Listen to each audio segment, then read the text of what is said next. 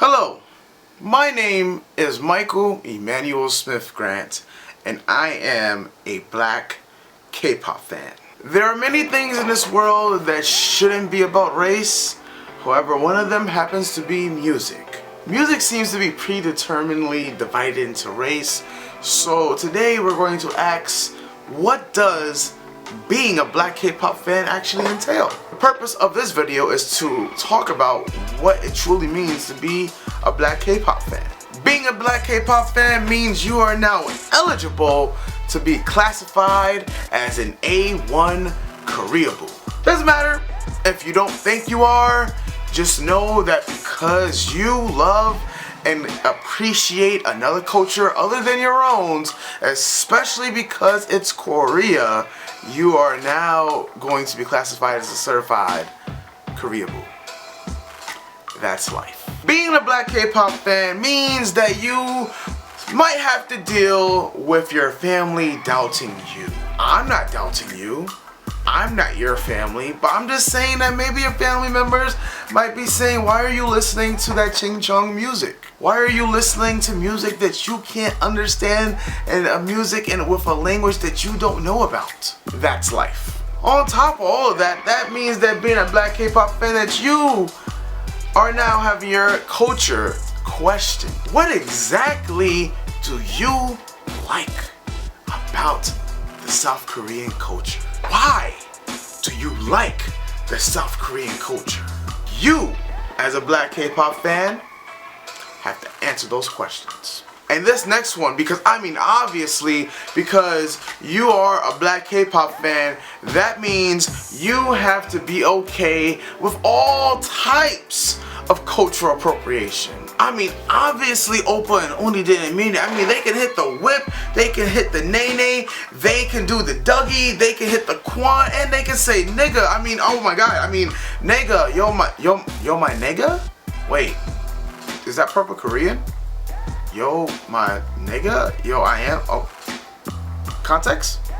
So about, okay. Obviously, because you are a black K-pop fan, that means you probably hate black people and you probably hate yourself. I don't know about y'all, but because I hate black people apparently, and because black culture is not for me, it does say that harmful is swallowed. This is a hard pill to swallow, yeah, but light is right?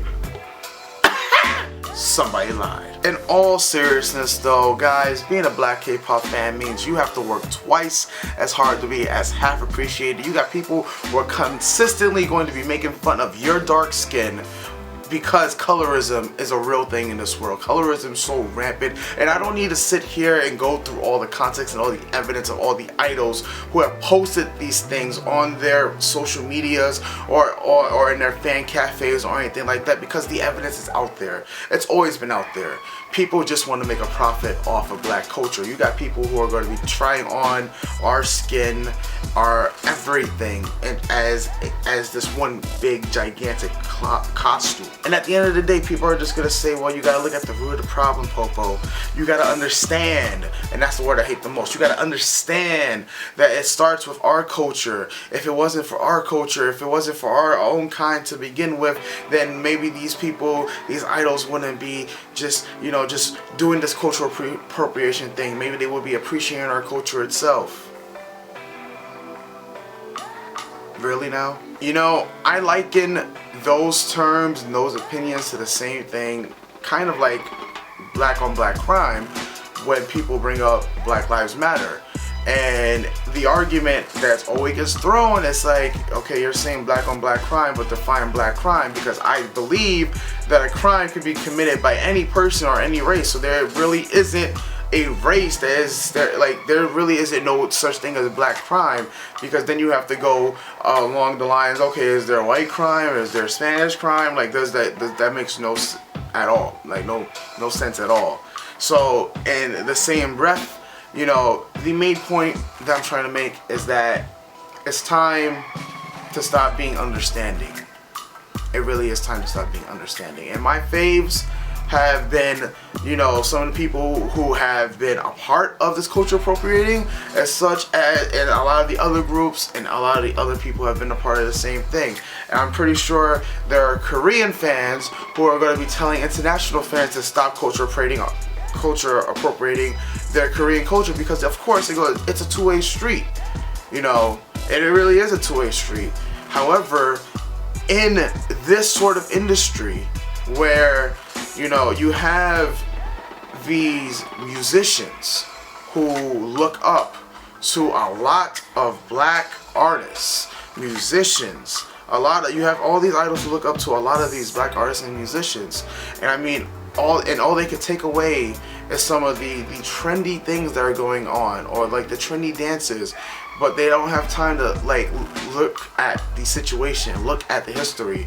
Everybody wants to be black until it's time to be black. It's one of those things. And as being a black K-pop fan, you gotta look at so many different situations. You're gonna have to be on two sides. Some people are really on two sides of this debate about, nigga, if is it just a word, or I wish people would stop saying, because that word just gives it power and whatnot. You need to take the power away from the word, or, you know, like, or only black people can say it and nobody else can say it. You know, you're gonna get those type of topics every single time it comes up. And I know, like, by doing this video, there's going to be the protection squads. You know, my comments might be a mess, and people are gonna be like, you know, the protection squad, you know what they do. They're there all the time to say, oh, they didn't mean it, or they're ignorant, or South Korea as a whole is they're just gonna start generally. You know, one of the funniest things about the Oppa and Uni protection squad is one of the most common arguments that they make is when they generalize South Korea as being, you know, this culture that is, you know, historically supposed to be behind the times or whatnot.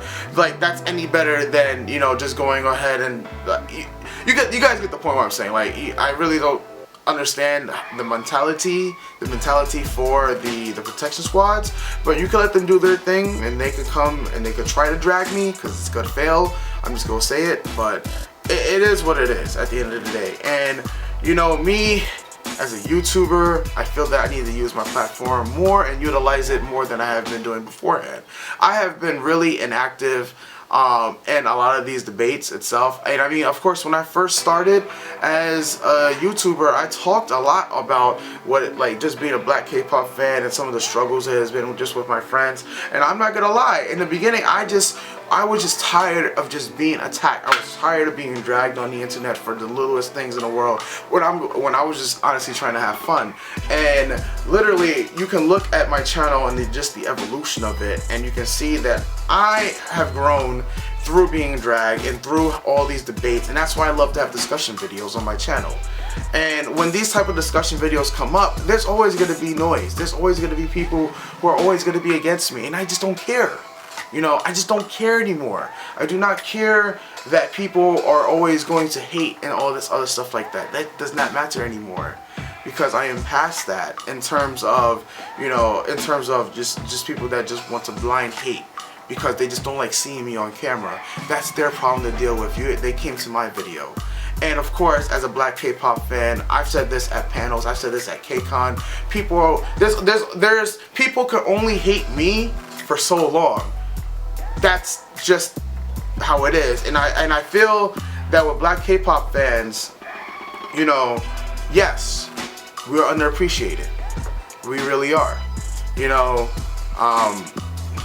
there's countless promoters who shaft us.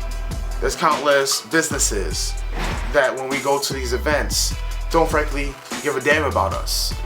And we go to these events and we go to support because we try to believe, we just hang on to this shimmer of hope that one day we're going to be understood.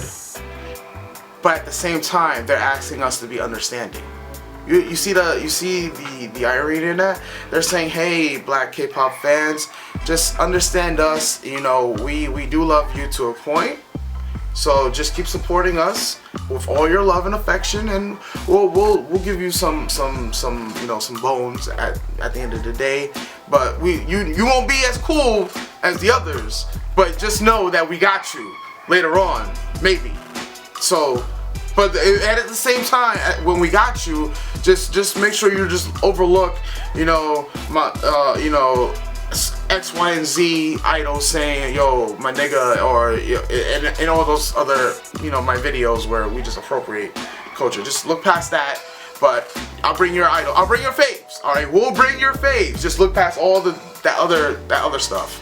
And that's what being a black K-pop fan we got to deal with. I'm just saying. And I'm making this video because I've seen it from both being a fan and being on the business side itself, and it is definitely hard. And the changes definitely need to be made. Yeah, I just not enough people are talking about it, and I feel like one of my major goals, especially for this year and towards next year, is to really hammer the point about the underrepresentation of black K-pop fans in the South Korean entertainment industry, especially the international industry, especially when people call upon black K-pop fans for events and then shaft us. So I mean, change has got to be made, and I have this platform here, YouTube, and if I gotta be the problematic, controversial one, so be it.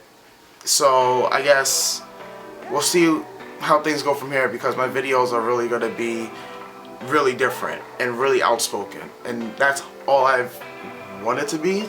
Like I said, I went through my time and where it just I let every comment get to me, but not anymore. So guys, I guess let me know your thoughts in the comment section down below. This video was kind of awkward and kind of off-putting for me to make, because there's a lot of events that have transpired that has come to make me make this video, and I felt that it was long overdue. So this real talk was a lot longer than I expected. I'm sorry guys, but yeah, definitely let me know your thoughts in the comment section down below. Let me know what you guys want me to talk about, period, on especially moving forward, and I'll catch you guys next time. Deuces.